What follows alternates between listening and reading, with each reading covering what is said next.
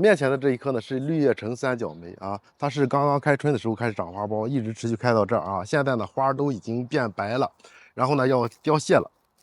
有好多花友养三角梅，他养的时候啊说，我养三角梅不开花啊，我养的三角梅开完花了以后，它后边它就不开了。我跟你说过，这个绿叶橙它是属于多季开花的，一年能够多次开。开完这茬以后呢，还能开第二次、开第三次，持续开。所以今天就给大家说一下方法。第一个方法就是开完花以后呢，我们要把它搬到光照充足的地方去，然后给它强修剪，就是把那些开花的长枝条、短节保留3到5厘米吧，一般保留4个叶片左右。修剪完成以后，内部的一些细枝、弱枝全部剪掉。之后呢，保证光照充足的前提下，再去干透，再去浇透，就是盆土彻底干了，叶片轻微打蔫的时候再去浇水啊，不要浇太多。然后呢，肥料要选对啊，就是我手里的这款就是以一种磷元素含量高，其他元素也含有的，不仅仅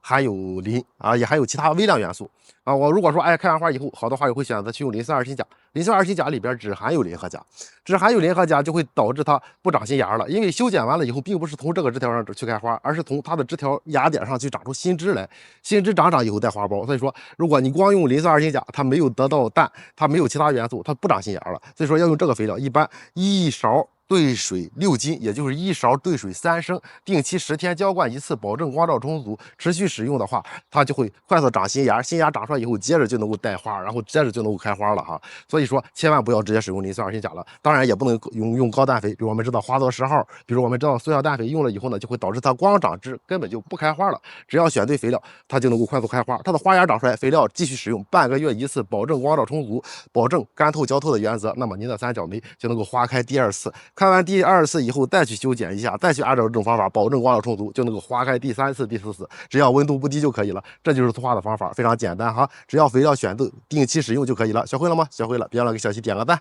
点关注再走。